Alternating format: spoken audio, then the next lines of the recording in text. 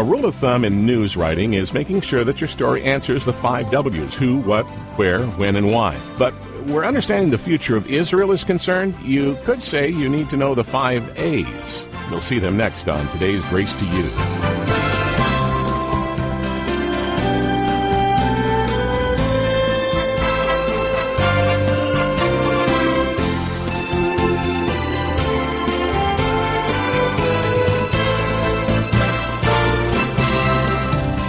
With numerous detailed verses and a good peppering of symbolic language, the prophecies of Daniel can seem a bit daunting at first glance. But when you dig into the historical context and start identifying, for example, the anonymous kings referred to in Daniel chapter 11, understanding the prophecies becomes easier.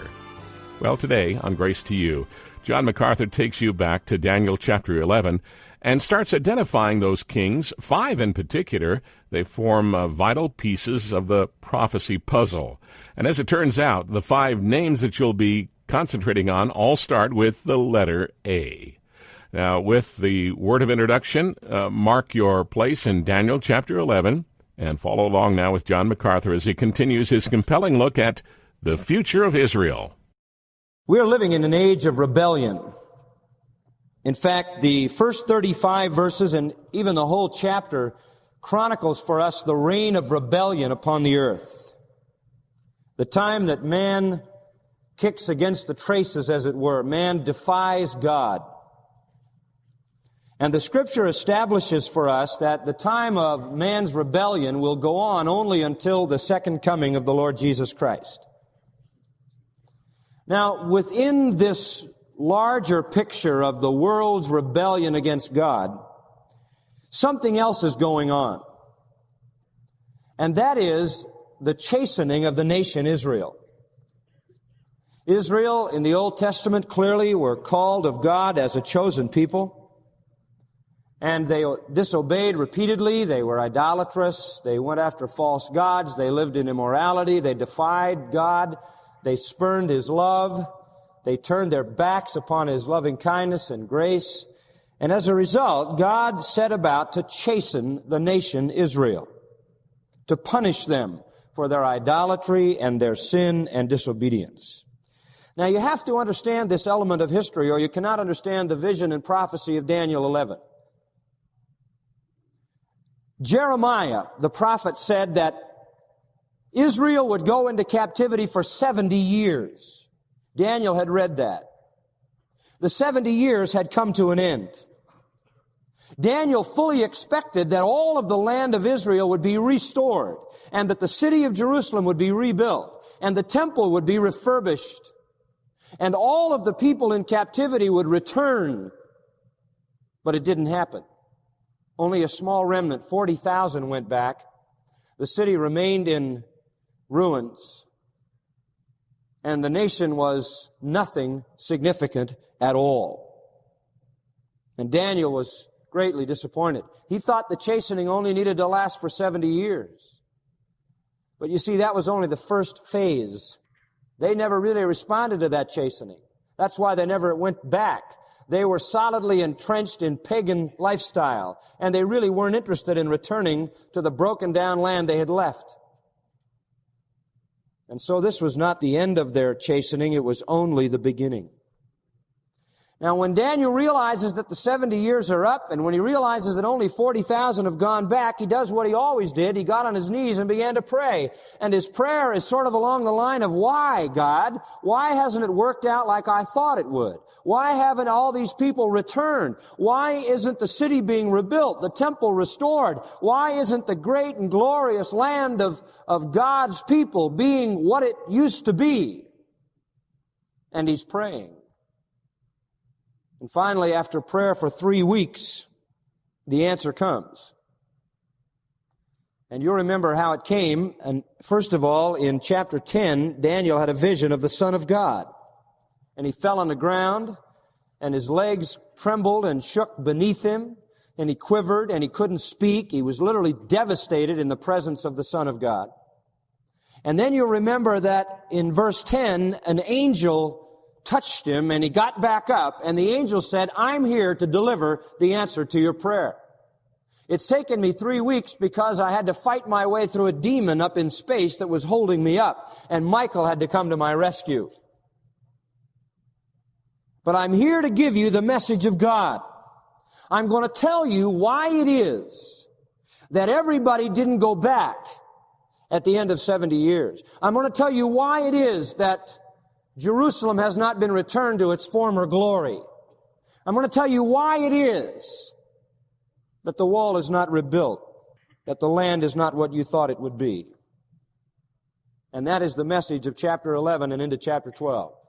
And the message concisely is this: because the chastening of Israel is going to continue until the time of the refreshing, or until the time of the restoration, or until the time of the Messiah coming in His kingdom. This was only the beginning. Now, to begin in chapter 11, we have to look at verse 1 and really connect verse 1 back with chapter 10. Also I, says the angel, in the first year of Darius the Mede, even I stood to confirm and strengthen him. That is Michael.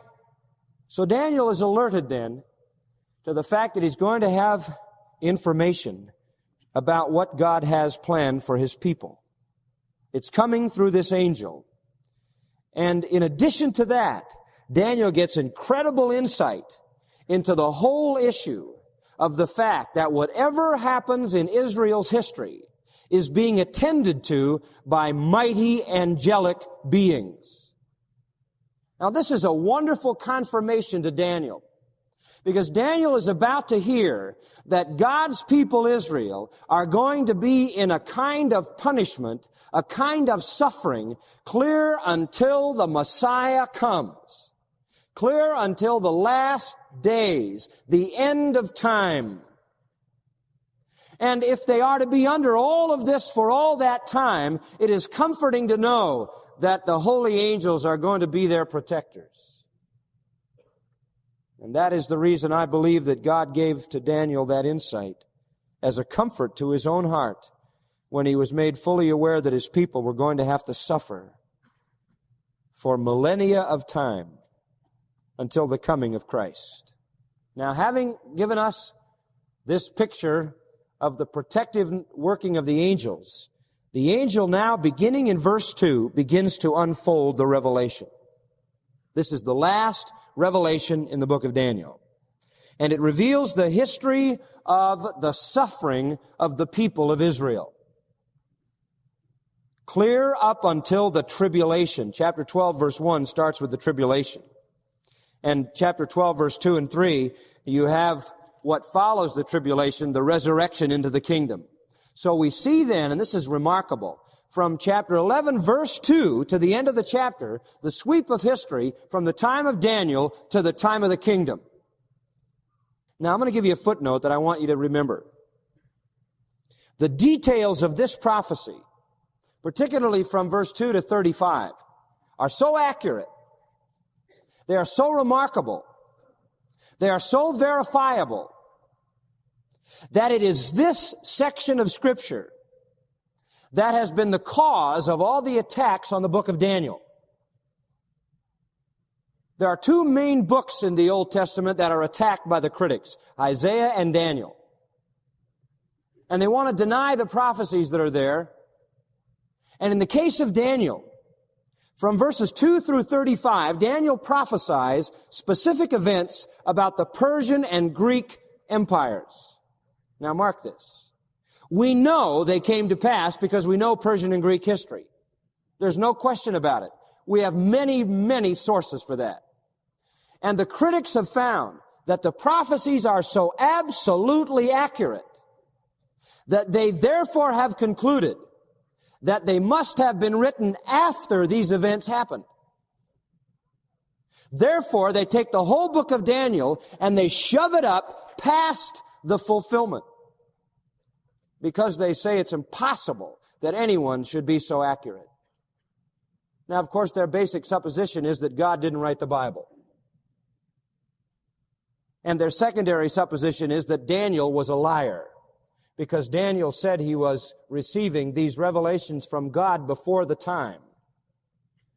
So they've got two problems. Number one, they've got a God who doesn't know the future. And number two, they've got a man like Daniel who has impeccable character, of whom the other prophets said he was one of the three most honorable men that ever lived, and they're making him into a first-rate liar.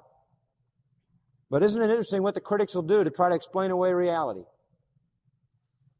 These are incredible, accurate prophecies. I'm going to try my best to help you to understand what they're saying. There's so much here that, in fact, I couldn't even figure out an outline. And usually that comes real easy. And I worked, and finally it all came to me. There are 5 major kings mentioned, and all of their names begin with A. And I went into immediate paradise. I couldn't believe it. It was so wonderful. I mean, I have this alliterative problem. Why do you think our family is Matthew, Mark, Marcy, Melinda, Mom, and me? And our dog is Mutt. No. But anyway, I want to take you through this and show you the amazing, remarkable prophecy that is predicted here. By the way, there are multitudinous reasons why we know this couldn't have been written at the later date. All kinds of reasons. Linguistic reasons. Historical reasons. Many, many reasons. Most of all because Daniel is not a liar. He has too great a character for that. And because God can predict the future as well as He can tell us about the past. All right, let's begin, and we'll flow through this period of history. From Daniel's day, we'll go up to the time of the Antichrist.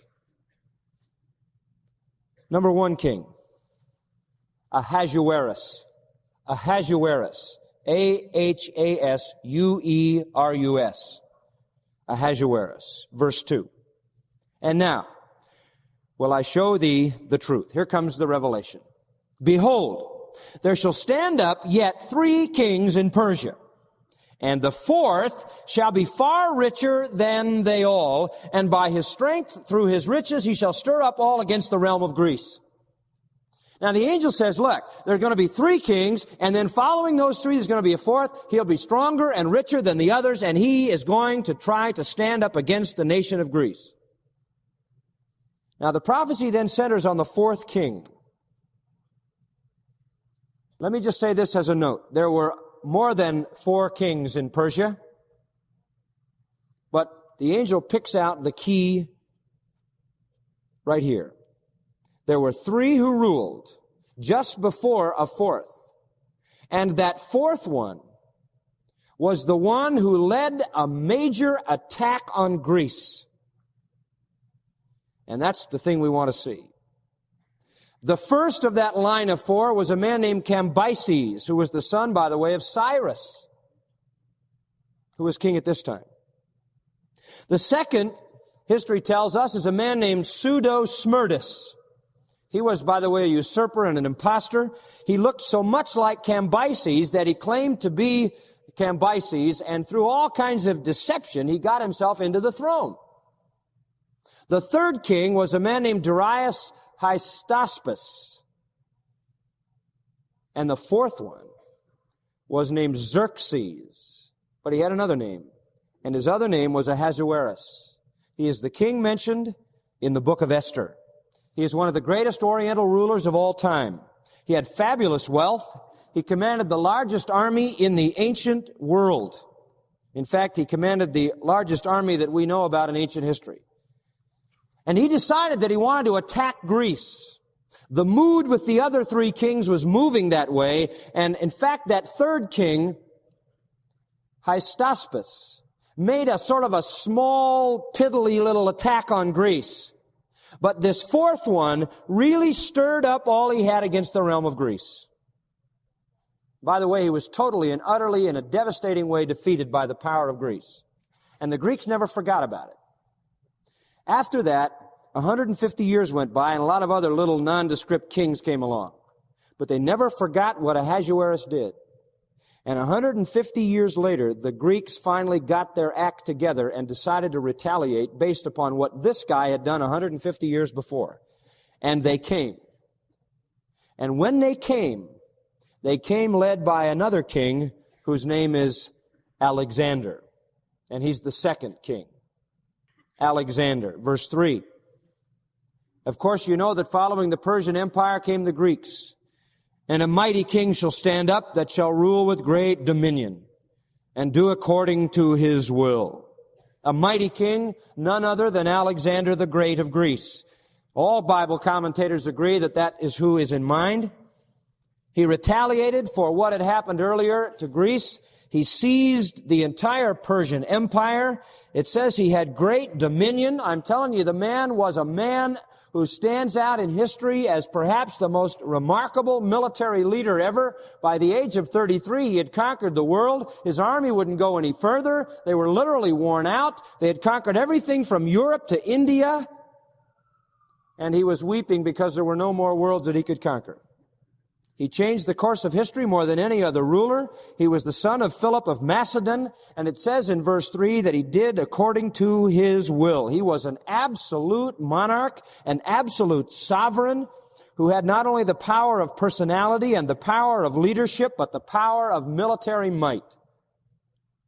And of course, both the Persian Empire and Alexander overran the nation Israel. The Persians possessed it and controlled it. The Greeks under Alexander possessed it and controlled it. But you remember that he died at 33. And what happened? Verse 4.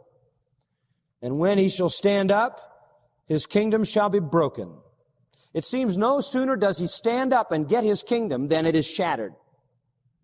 And watch, it'll be divided toward the four winds of heaven.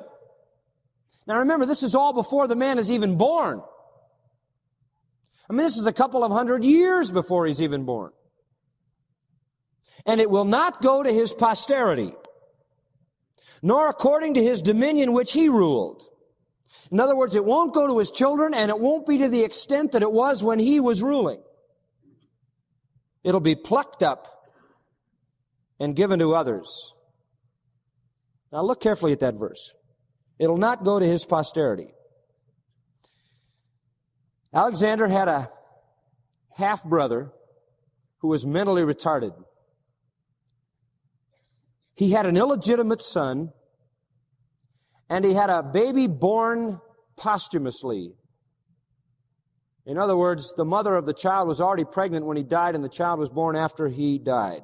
All three, his mentally retarded illegitimate son, or rather his mentally retarded half-brother, his illegitimate son, and his newborn baby, all three were murdered.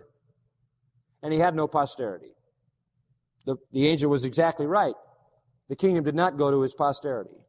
It was thrown to the four winds. What does that mean? A great battle ensued for who was going to rule, and the battle was won by four generals, and the kingdom was divided into four parts. Cassander took Macedonia, Lysimachus took Thrace and Asia Minor, Ptolemy, remember that, took Egypt, and Seleucus took Syria. Egypt is south of Israel. Syria is where? North of Israel. Those two become the ones we focus on, the remaining of the chapter, because they are the ones that are right around the nation Israel. And in Egypt, a Ptolemaic line of kings was established, and in Syria, a Seleucid dynasty was established. And through the centuries, those two dynasties warred with each other, and they fought most of their wars on the soil of Israel. So Israel became the pawn in this. From here on to the 20th verse, we cover about 200 years when these wars raged on the borders and throughout the land of Israel. Now let's find out how it went. By the way, each one had a diminished dominion, therefore what he said about it will be not according to his dominion did come to pass. Each of the four had a diminished dominion. All right, now we come to 5. And the king of the south, who would that be? That would be the Ptolemies in Egypt, because everything geographically is indicated in reference to Israel. You'll notice down in verse 6, in the middle of the verse, the king of the north. That's Syria. Now mark this in your mind. You're going to see for many verses now, the king of the south, the king of the north. That doesn't necessarily mean one king. We'll go through a lot of different kings in the Seleucid dynasty and a lot of different kings in the Ptolemaic dynasty. The point is, the king of the south, the king of the north is simply whoever's reigning in that area at the time. But I want you to watch how fabulously this unfolds. And the king of the south, that would be the Ptolemaic dynasty, shall be strong, and of his princes, that is, of the princes of Alexander. And he shall be strong above him, and have dominion. His dominion shall be a great dominion. And in the end of years they shall join themselves together. For the king's daughter of the south shall come to the king of the north to make an agreement. Now let me fill you in. The Seleucid dynasty is built in the north. The Ptolemaic dynasty is built in the south. The Ptolemaic dynasty starts out a little more powerful, but it doesn't take very long until the north becomes more powerful as the expansion of the north develops. Finally, the two realize the tension that's existing, and so in verse 6 it says they're going to make an alliance. And how do they do it? This was the old way to make an alliance. The king's daughter of the south comes to the king of the north to make an agreement. You give your daughter to the nation you want to make a treaty with, she marries the guy, and you hope that makes the right kind of relationship. And that's exactly what happened. The angel was right on. Antiochus Theos. Can you imagine taking the name Antiochus Theos? Theos means God. I'll show you the kind of problem he had. Antiochus Theos, who was the third king of Syria, needed to make a treaty with Egypt. The king of Egypt was a man named Ptolemy Philadelphus, and so he decided that what he wanted to do was marry the daughter of the king of Egypt, or the king of the south. Unfortunately, he was already married. But that was no problem. He divorced his wife. He divorced his wife, and he married this daughter of the southern king. Well, his wife wasn't real thrilled about it, so she murdered his new wife. She not only murdered his new wife, but she murdered all her attendants too. And she poisoned him to death. It says in the middle of verse 6, she shall not retain the power of the arm, neither shall he stand nor his arm. In other words, the power of both of them, the whole thing fell apart. But she shall be given up, and they that brought her, and he that begot her, and he that strengthened her in these times. In other words, everybody involved is going to go. And that is exactly what happened.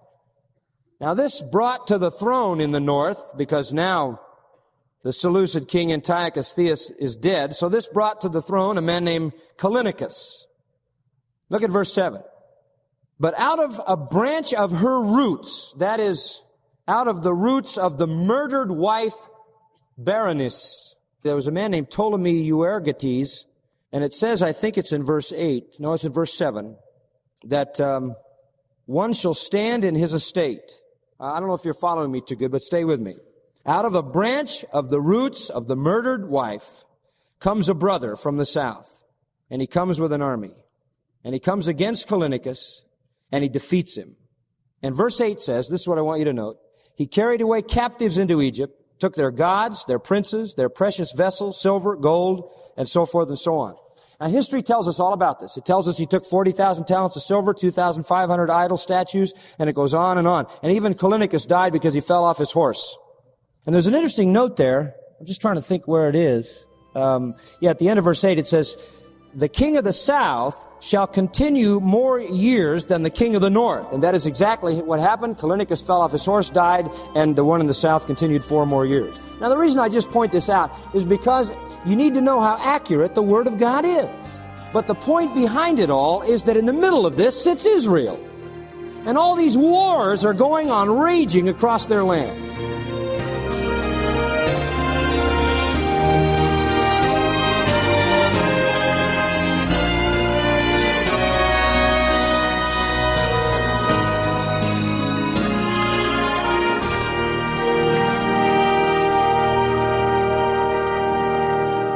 That's John MacArthur, president of the Master's College and Seminary, and the speaker here on Grace to You.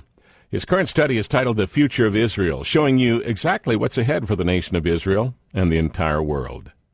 John, when people think about prophecy yet to be fulfilled, I suppose 2 main books of the Bible come to mind. One is Daniel, the focus of your current study, and of course the other is Revelation, and I know that you spent years studying that book. Well, what lasting impression did Revelation leave on your life? The answer to that question is very important, Carl. What lasting impression did Revelation leave on my life? I understand in detail the future. How valuable is that? You don't know anybody who understands the future who doesn't understand the book of Revelation. Anybody who understands the book of Revelation accurately understands the future, understands the coming of Christ, understands all the things that are going to go on in and around the eschatological end, the final end of the world. I know how it's going to end. It's not going to end because too many people spray their hair and mess with the ozone. It's not going to end because of environmental global warming. Oh, eventually this universe will experience a warming. In fact, it'll melt like fervent heat, Peter says. But you need to know the book of Revelation. Here's the good news. I, in 1 hour and a half, have a message that covers the whole book. That's right. You can learn the whole book of Revelation in 1 hour and a half. It's on one CD. It's free to anyone contacting us for the first time. Again, for a limited time, if you've never contacted us before, we'll send you a free copy of the CD, The Jet Tour Through Revelation. It's more than an hour of teaching. Write, call, fax, or email us today. Send your email request to letters@gty.org. If you want to fax us, that number is area code 661-295-5871. Again, 661-295-5871. Or call us toll-free at 1-800-55-GRACE. You can also write to us at Grace to You, Post Office Box 4000, Panorama City, California, 91412. Again, it's a jet tour through Revelation. It's yours free. If you've never contacted us before, it's just a way for us to get to know you and say thanks for listening. So make it a point of getting in touch today. And when you do, if it's your first time, we'll send you that CD, A Jet Tour Through Revelation, with our compliments. Make your request by email. That address, letters@gty.org. And the mailing address is Post Office Box 4000, Panorama City, California, 91412.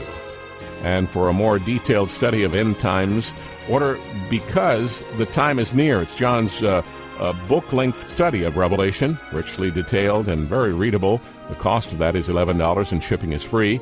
Order Because the Time is Near online at gty.org or when you call 1-800-55-GRACE.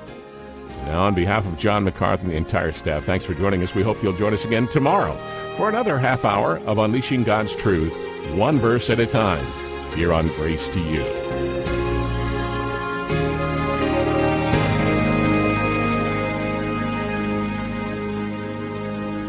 With all the tension between Israel and the nations surrounding it, are the Bible's prophecies about Israel's future being fulfilled in today's headlines? We'll consider the question on tomorrow's Grace to You.